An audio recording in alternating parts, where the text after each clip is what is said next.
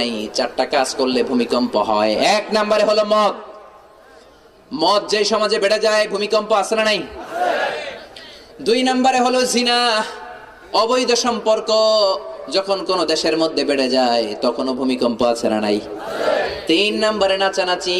চার নম্বরে বিশ্বনবী বললেন আল গিনা আল ফাহিশ, অশ্লীল গান এই দেশে আছে না নাই?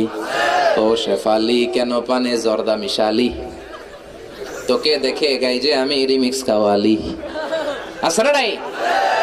মুসলমানদের কোন গান, কোন অনুষ্ঠান অশ্লীল গান, অশ্লীল নাচ দিয়ে হতে পারে না, যেরকম ঠিক কিনা?